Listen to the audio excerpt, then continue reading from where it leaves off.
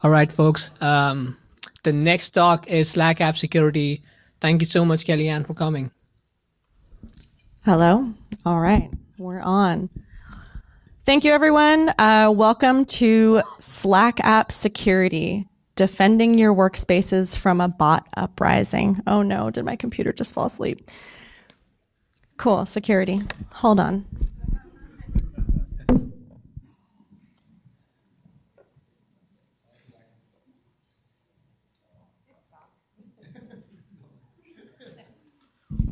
Cool. Let's try this once more with feeling. Hello, everyone. Welcome to Slack app security, defending your workspaces from a bot uprising. Clicker does not work. Okay, a quick note. When I joined Slack, I was really excited to dig into the problem space of app directory security. As AppSec engineers, we live for a complicated problem with lots of moving parts, gum in the gears, and grayscale ethical quandaries. It's kind of our bread and butter. Nikki Brandt, who I'll talk about in a minute, she and I started having lots of conversations with peers from other companies, and we found that lots of us are struggling with similar issues. So we put together a talk at AppSec Cali to kind of illuminate that path, guide the journey, and go deep with other AppSec folks. I'm happy to say that we have a little more clarity about where we want to go, but I'm bound by some legal restrictions that mean I can't commit to any specific path in our talk, but I'll share some thoughts. So I'm Kelly. I'm a previous pen tester. I'm currently a product security engineer at Slack. I'm a former eco-pirate. I lived on Sea Shepherd chips for 4 years, if you know what that is. Somebody does. I've battled poachers in Antarctica. You can see in the photo. You can tell I'm in Antarctica because I'm wearing a funny hat and a Mustang suit. One of my proudest life accomplishments was crafting a media strategy that forced the New Zealand Prime Minister to hold a press conference denouncing the Japanese whaling fleet. He looked completely miserable to be doing that. So just so we're all clear, I once made the head of a nation state do something he didn't want to. That's a gigantic power flex. And I know that I've peaked in life. This is Nikki Brandt. I'd like to acknowledge her. She wrote this talk with me. She's a product security TLM at Slack. She used to program mainframes, and she is a total badass. She can't be here today because she's currently eating gelato in Rome. I think she's on the back of a Vespa scooter at the Trevi Fountain. Like, she's living her best life right now.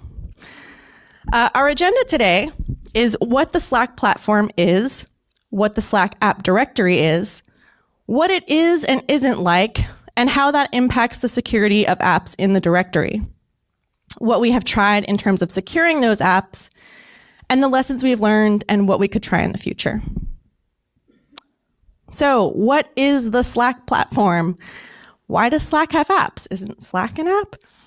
Let's start simple. How many of you use Slack? It's a lot of hands. How many of you use apps in your Slack workspaces? So that is almost all of you. Slack's mission is to make people's working lives simpler, more pleasant, and more productive. So while everyone at your company might be using Slack as the primary tool, connecting all your people and projects, the tools that you use as an individual to get your job done can vary greatly from person to person. So for some of us, we're in GitHub all day. For others, it's Zendesk. For some of us, it's Jira, and some it's Salesforce. Communication is the core way that our work is effective. So whether you're an engineer or a designer, an intern, or an exec, probably most of us are in the security space here, we're using Slack to accomplish these grand tasks that we've set upon through communication. But typically our work is fragmented and siloed across all of that software, services, apps, browser windows with a million tabs open, email chains that might go on forever. And there are thousands of tools that enable us to do our job. On average, companies have about 1,400 cloud services running within their org. So that's where the Slack platform comes in to streamline and centralize that work. And we have a really easy to build with set of APIs and lots of developer guides so anyone can build apps and integrations into Slack. Show of hands, how many of you have built a Slack app? Yeah, so a few of you. It's fun, it's easy. The platform takes high frequency, low effort work that happens dozens of times a day. So things like checking your calendar to see where a conference room is, security alerts, maybe the output of security tools, like if a PR is failing a smoke test, and pulls them into Slack where the team's already working together. So there's less fragmentation, logins, lookups.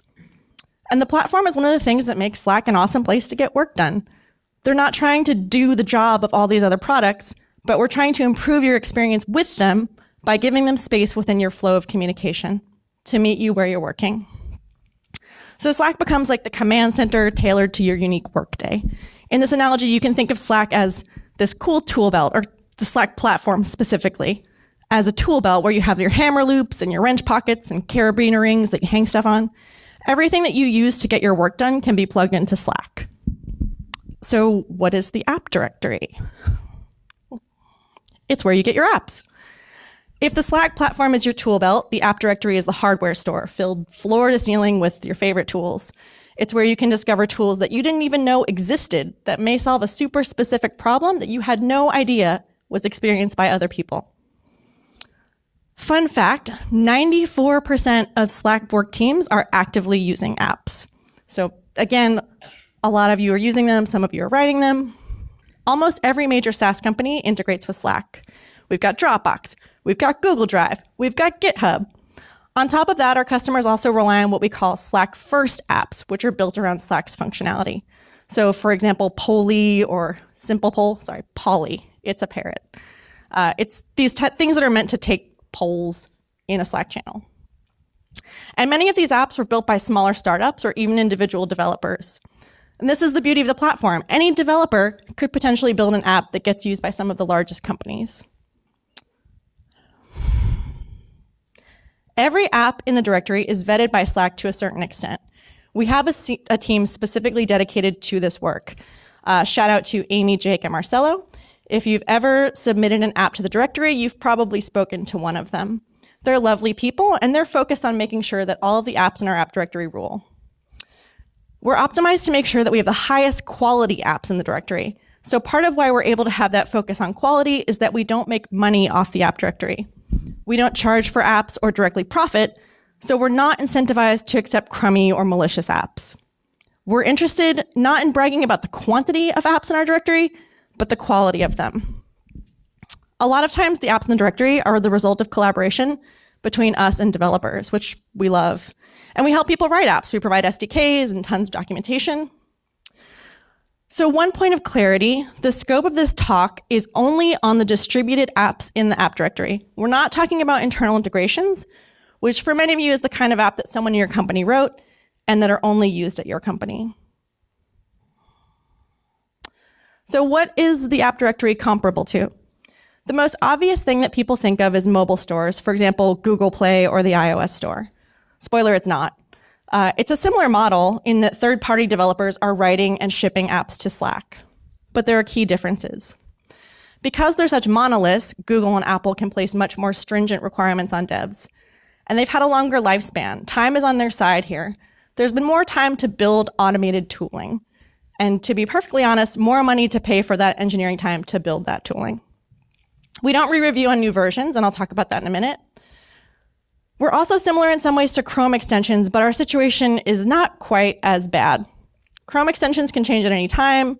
Slack apps can also change at any time, but we often know when they do. One thing that's more complicated than securing Chrome extensions is that those tend to do one thing, and that thing is an isolated thing. So maybe you have an extension that modifies headers and requests, and the scope of that risk is that extension. But Slack apps almost always tie back to a web application that's hosted somewhere else. So for example, if you use something like the Dropbox app, there's a certain limited amount of Dropbox functionality that exists in Slack, and then there's a huge web app or service backing it. If you think about the total risk to our customers, if we say to install an app, they need to consider not only the risk in the Slack app, but the larger attack surface of the backing web application. Finally, the closest relative to the Slack app directory is the HipChat store. And the big difference here is directory as opposed to store. And that lets us treat security a little differently. So from talking to some of our peers at other companies, and I will not out any of you, I promise, I've learned that this can be to our benefit. Because we don't make money off of our app directory, we aren't beholden to contracts that limit the way some of our peers can or cannot revoke apps from their directory. So what makes it different? To recap a few points that make our app directory distinct and a more complex problem from a security standpoint, we don't get source code from developers. While we can generally understand what the app appears to be doing, we can never actually see what's under the hood to see how it's doing it. And any AppSec person will tell you that that's a key difference. It's really difficult to make assurance without seeing source. We don't necessarily see minor version changes. So the exception is that if the app changes scopes that it requests on installation, then it has to undergo re-review. So similar to the Android app, when you install a Slack app, it's going to ask the user for specific scopes, like, can I look at your channel history, send DMs as you, that kind of thing. If the set of scopes on an app changes, or if they want to add some kind of a new functionality that will increase those OAuth scopes, then that triggers a re-review through our process, but otherwise we don't see changes. There's often an extensive backing app behind the Slack app. The Slack app is just the tip of the iceberg. And there's a very wide range of app developers, which we love. So again, this could be a household name in tech with a really mature security posture, but this could also be one person in a mythical garage building the next big thing. And this is what makes us really different than the modern iOS store. So let the record reflect that this slide is entirely my opinion and not explicitly the view of my employer. Cool. So we need to take a moment to talk about risk ownership. And this is what creates the sticky ethical question that Nikki and I have been wrestling with since joining Slack. So like any other software that people would choose to use, there's risk in using a Slack app. But whose risk is it? So some security practitioners may be tempted to point to the third parties writing the app. And from a legal perspective, they would be right. Slack doesn't really own the risk here. And many Slack customers and Slack ourselves have a process and a panel of cross-pillar decision makers to determine what we assess the risk to be for each app installed on our workspace. I'm part of this committee at Slack. It's a great deal of work. And so one could say that the responsibility is on the administrators of a Slack workspace. But what are people's assumptions about how much they consider presence in the app directory a testament to its security? We would be pretty bad people if we dismiss this notion that people's assumptions are their own problem if they backfire. And to be quite frank, one of the reasons I'm proud to work for Slack is that we are a thoughtful company that takes ethical considerations like this one to heart. So a quick recap of the security implications. We can't see what's going on with apps. We guess based on the behavior. We don't have source. The app could be doing all kinds of things on the connected backend of the associated web app. And it could change at any time, and we might not know about it. And so while it may not be a legal liability, it's an ethical liability. We want to be good people and offer Slack users as much protection from the evils of the world as possible. Okay, all right, yeah, deep breath. Slack apps are fun. They are fun. I'm going to talk about how we're going to fix this problem. So what have we been doing to ensure that apps are secure? The current test process, as I mentioned earlier, we have a dedicated team who does this. Apps are installed on test workspaces, and the testers do a number of things, including functionality testing, like making sure the app actually works. We don't want to put broken apps in the directory. Then they make sure that any scope that's requested is actually used. So we never want to accept an app that asks for a scope and doesn't actually use it. Scopes are checked to make sure they follow the principle of least privilege. So for example, like, does this app need to have read access to all of your DMs to properly perform its promised tasks? If not, it doesn't need that scope. We perform automated scanning of the app using 2 in-house tools. We're looking for low-hanging fruit, so these are tests that are really easily automated. New and exciting, our QA testers will also be using Burp Suite. I found out that actually half of them have already used this tool before. So they're already familiar, and we're going to work on training them up to do a little bit of security review with Burp Suite as well. And then we have a small selection of apps that are manually tested by ProdSec. These are especially the apps that have really powerful functionality, like DLP apps. And then we've used some internal metrics to determine a subset of riskiest apps in our directory. This was mostly based on scope, but a few other factors like the number of installations, and we've been having those tested by third-party pen testers. So why isn't this enough? As we mentioned, Slack apps are almost always backed by another app. So we may look at a Slack app that looks totally fine, but the web app itself could be problematic. If we only look at the Slack app, we can't really say, whether or not this is a good thing to use. But how on earth could we look at every single backing web application? Like, the internet is huge and full of them. Of course, if we did do full testing, the apps change anyway. Both the Slack app itself, which we have limited visibility into, and the backing web app, which we have no visibility into. Automated scanning is less straightforward than you might hope. We've had 2 separate, very smart engineers write tools for this. Shout out to Fikri and Ryan. And we've learned it's actually really hard to automate. It's not that it's hard to scan for vulns, because we've bundled other open source tools, packages like SQL Map into our own testing suites. But the most challenging part of automation is installation. So because we don't have a standardized installation flow, it's really dependent on each app developer. And this is the largest piece of overhead and what makes this process a lot harder to automate. You also see very little relevant traffic from the client end of testing. So you can't see what's happening between the backing web app to the Slack app. It's very unidirectional. And frankly, we don't have enough time to do this on our team. We have 5 product security engineers working on a wide range of security concerns at Slack. Like, the app directory is one piece of the large tapestry of work that we do. A few of our new people who are joining are in the audience. We're so excited to have you, but we are still hiring. Hit me up. So what else can we do?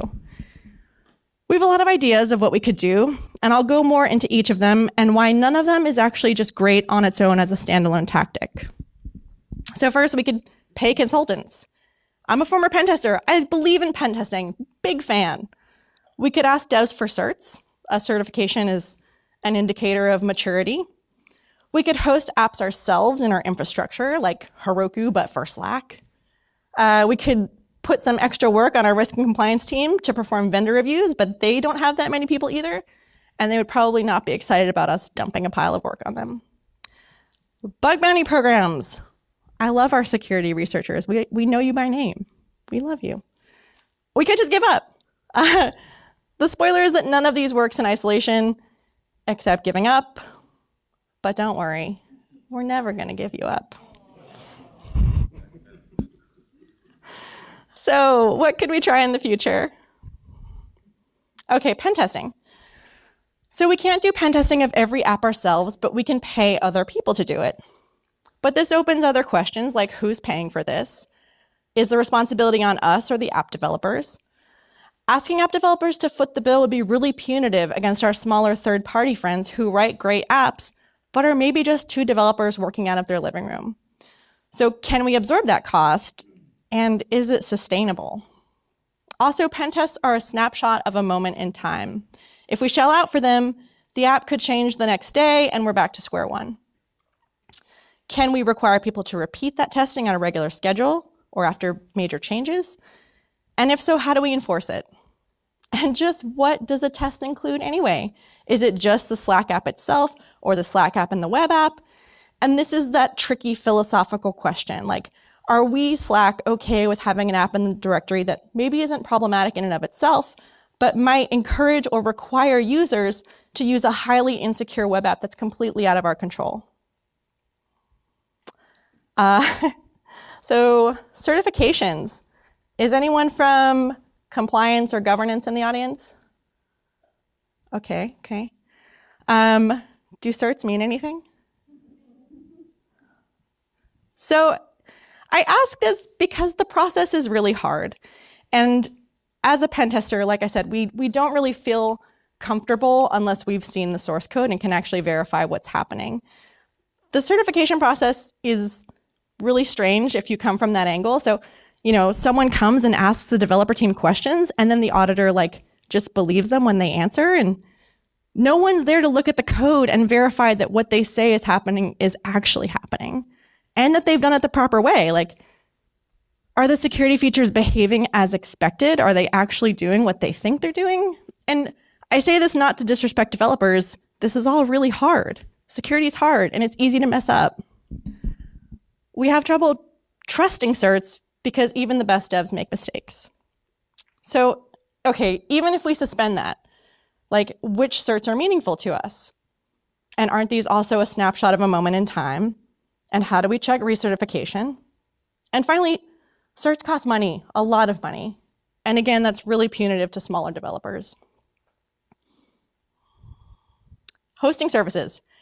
We could host apps, be the Heroku of Slack apps. And this would give us some benefits, like visibility into when they're updated.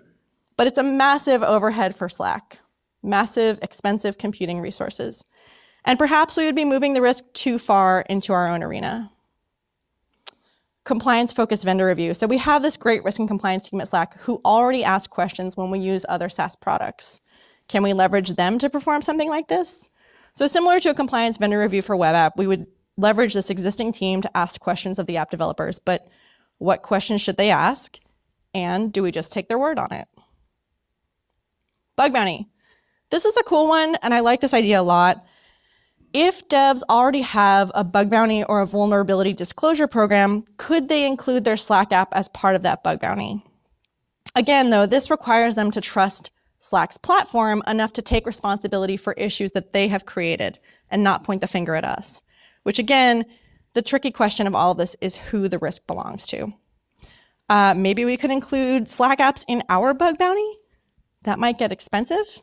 There is some precedent for this and something interesting that's been happening with HackerOne's Google Play Store program, where Google and the devs split the liability of bugs found in the Google Play Store. So that's an interesting thing to think about. What about a combined risk score? So this was inspired by the DMV in New Jersey. Tech can learn a lot from the DMV in New Jersey. They have a system to prove your identity that's based on points. So to prove your identity and address, you have to provide documents that total a certain number of points according to their ID verification program. And different documents that you bring have different points. So your birth certificate, your passport, like those carry a lot of weight. But you can also bring school IDs, bank statements, utility bills, and the program allows for some flexibility in what's provided to demonstrate verification. And in aggregate, a lot of small indicators can prove truth. So if we were to borrow from each of the previous ideas and combine them into an aggregate score, over time we would have riskier apps and less risky apps. It's a spectrum that's slightly more nuanced than good and bad or safe and scary. But the problem here is usability. So how do we make this legible and accessible to less security savvy users? If they see a grade that's like a C+, they might be freaked out and not use an app, even though it's something that, doesn't actually do anything scary or risky or has, very tight scopes. But maybe this is a good thing that will enforce better practices. But again, the critical thing here is that it'll hurt small dev shops. Sometimes the simplest solution is the best one. We had a lot of conversations with security teams at other companies about what they would find meaningful. And when we presented the idea of an aggregate risk score at AppSec Cali, the funny thing was that people loved the idea of an aggregate risk score. They loved it. But nearly everyone we spoke to said that they would want to see the specific factors that created that score. Everyone wanted to see the details informing the conclusion. So the strongest case that's been made thus far is to arm our customers with knowledge to make informed decisions. So we're currently considering a more elegant solution that was staring us in the face the whole time, to offer relevant security and privacy information in the same space about info where an app normally lives. Most likely the app directory page itself, but there are other places in the flow where there's dialogue. And we could tell people things like links to the policy pages of the company, like what's their privacy policy? What are their data archival and removal policies? Pen test information. So what are the dates of the last penetration test? Is an executive summary available to potential customers if they want to request it? Is there a bug bounty program or a vulnerability disclosure program available for the web app? Does it cover the Slack app? Do they have any certifications? Are they HIPAA compliant? Again, the important thing here is to give the information that people need to make a decision. The factors that one's considering when installing a GIF finder are different than those when installing a document sharing application. And we want a process for our users that is as specific as their use cases. In conclusion, there's no magic bullet or any one-size-fits-all solution. I think it's a really exciting time that we have where all these different applications have this fascinating interplay. But we as tech companies are sailing into some new waters, and we don't quite have the safety guidelines fully articulated yet. But we're not alone. We're not alone in this problem, and lots of us are working really hard on it and trying new things. The general consensus is that people want to see more information. And so we're thinking about ways to convey relevant security, privacy, and compliance information about apps to our customers. And when we are ready to announce our solution to the sticky, tangled web of app directory security, you will all be the first to know. At least those of you that follow Slack HQ on Twitter and follow the link to the blog post where we announce what we're going to do. And that is all. Thank you, BSidesSF. Thank you, Slack security engineering team. You're all wonderful. And other AppSec folks who've taken the time to swap ideas and commiserate about this problem space. And you, lovely audience, thank you.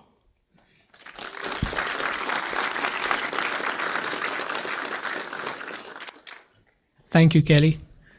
We do have a few minutes. If there are any questions, I can bring the mic to you because we do have some folks in the other room.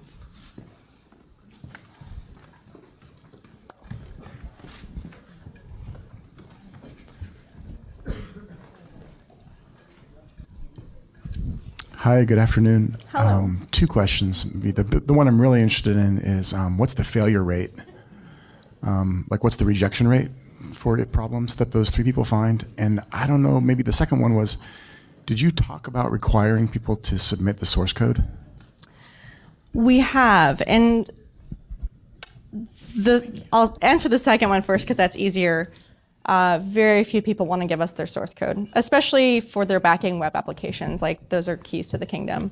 As far as failure rate, I couldn't give you actual numbers on that, but I do know that those people who do the QA testing on apps in our app directory, they are pretty stringent and reject a good number of them. And they have a lot of factors for them as well. So things like they have to have a point of contact for the app. And if they write to that contact email address and no one responds, they will not put an app in the app directory.